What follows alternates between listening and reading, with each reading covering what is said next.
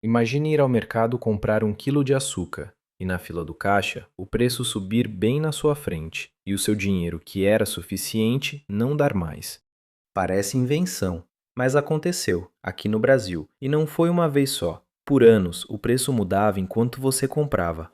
No começo dos anos 90, os preços subiam todo dia. Em junho de 1994, a inflação de um único mês foi de 47,43%.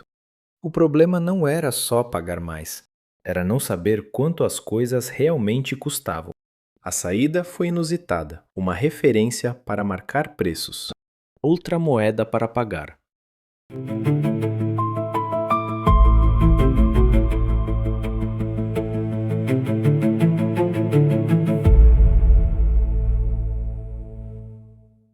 Hoje, você vai entender como essa separação abriu caminho para o real. Antes mesmo de as novas notas chegarem às ruas, pensa no que um preço faz por você. Ele deixa comparar. Isso está caro ou barato? E deixa planejar. Se eu guardar um pouco, mês que vem dá para comprar aquilo? Numa inflação como a daquele ano, essas duas coisas ficavam quase impossíveis. O que era barato de manhã podia estar caro de tarde. Deixar dinheiro parado era perder valor.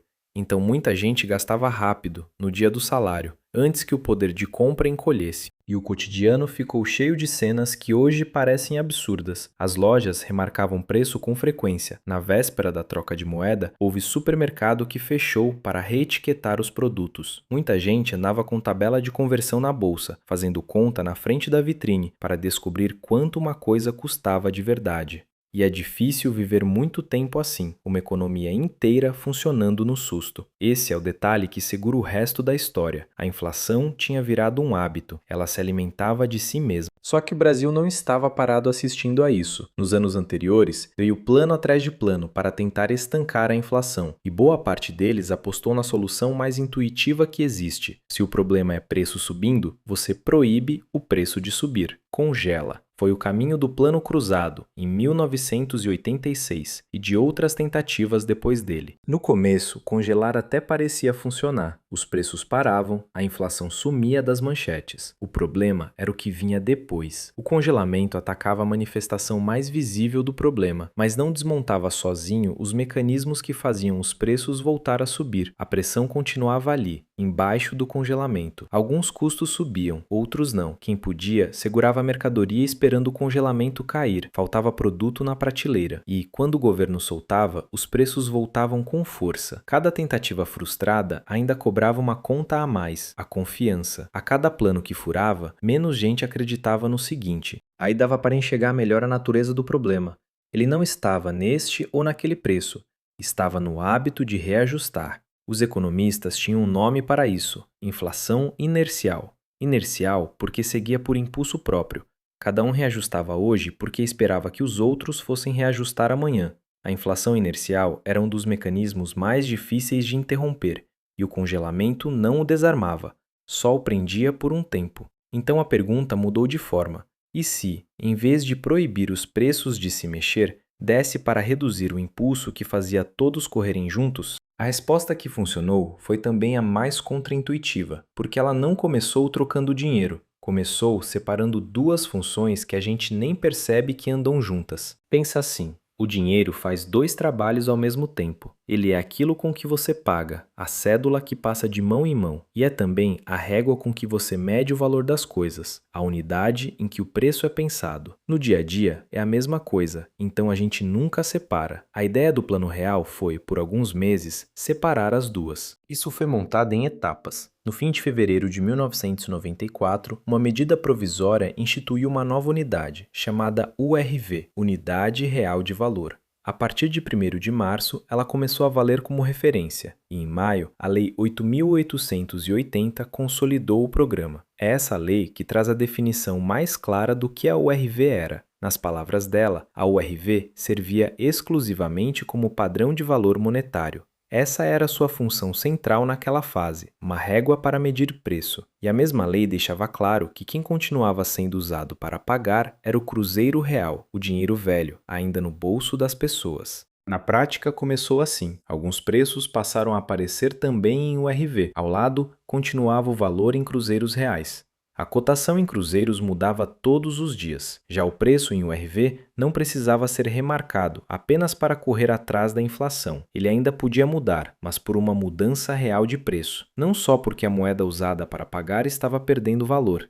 Repara na diferença. A URV não imobilizou os preços. Ela procurou sincronizar a referência usada nos reajustes. Quanto menos os preços precisavam correr uns atrás dos outros, menos força a inflação inercial tinha para se manter. E aqui vale uma honestidade, para não simplificar demais. A URV não foi soltar tudo e deixar o mercado se virar sozinho. Teve regra. A própria lei definiu como os salários seriam convertidos para o URV, com fórmula e data, e o Banco Central fixava a cotação. Ou seja, não foi um congelamento, mas também não foi ausência do Estado. Foi um outro tipo de intervenção. Em vez de proibir o preço de andar, procurou dar a todos a mesma régua para andar em sincronia. E aí vem a parte que fecha a lógica. Se a URV era uma referência cotada em cruzeiros reais e atualizada todo dia, bastava acompanhar essa cotação para ver a transição acontecendo em câmera lenta. No dia 1º de março de 1994, uma URV valia 647 cruzeiros reais e 50 centavos. 4 meses depois, no fim de junho, valia 2.750. Uma URV continuava sendo uma URV. O que subia era o seu equivalente em cruzeiros reais. Foi então, no dia 30 de junho, que veio o último passo. Uma nova medida provisória, a de número 542, estabeleceu que, a partir de 1º de julho de 1994,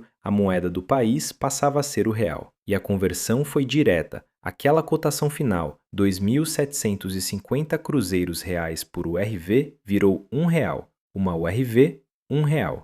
As primeiras notas de real entraram em circulação naquele dia, e o resultado apareceu rápido. Em julho, o IPCA caiu de 47,43% para 6,84%. Ainda era uma inflação alta para os padrões de hoje, mas a mudança de escala foi imediata. Depois de anos de planos que não colavam, os preços já não corriam no ritmo antigo. E é por isso que dá para dizer uma coisa que parece paradoxo, mas não é. O real, a moeda, entrou em circulação em julho, mas o mecanismo que tornou aquela moeda possível já vinha rodando meses antes, desde março, na forma de uma referência que quase ninguém carregava no bolso, mas que muita gente já usava para pensar preço. A moeda nova chegou por último. Uma parte decisiva da transição tinha acontecido antes. Agora, seria bonito parar por aqui, com a inflação derrotada por uma única ideia, mas seria simplificar demais. A URV foi o centro do plano e não trabalhou sozinha. Vieram outras peças. O país tinha acumulado reservas. No momento em que havia bastante dinheiro circulando no mundo, os juros permaneceram altos, ajudando a atrair capital. O câmbio ficou próximo do dólar e o Fundo Social de Emergência deu fôlego às contas públicas. Tudo isso também dependeu de apoio político e de um contexto externo favorável. Esses fatores ajudaram a sustentar a estabilização. Economistas ainda discutem quanto peso cabe a cada um e em que momento cada peça se tornou decisiva. Também não foi obra de uma pessoa só. Foi uma equipe grande, formada ao longo do tempo, sob um presidente e mais de um ministro da Fazenda. A ideia de uma unidade de referência vinha sendo amadurecida por economistas anos antes. Não teve herói solitário, nem um único responsável. Teve muita gente, muita instituição e um bom tanto de contexto favorável jogando a favor. E a estratégia veio acompanhada de custos e controvérsias. Críticos associam os juros elevados e o câmbio valorizado ao aumento da dívida, às dificuldades enfrentadas por partes da indústria e à vulnerabilidade diante das crises externas do fim dos anos 90. Outros economistas discordam sobre o peso de cada fator. Esse debate não é detalhe de rodapé, faz parte da história tanto quanto a vitória sobre a inflação. Por isso, também não dá para dizer que 1994 resolveu a economia brasileira. Estabilizar os preços foi uma conquista enorme, mas não era uma solução completa para a economia brasileira. O que veio depois, crescimento, contas públicas, tudo isso dependeu de outras decisões, tomadas em outros anos. Mas talvez seja aí que esteja o que o Plano Real deixou de mais duradouro. Não a fórmula, nem o nome das medidas, e sim a lembrança do que é o dinheiro quando está funcionando, uma régua que as pessoas aceitam, tão estável que quase não se pensa nela.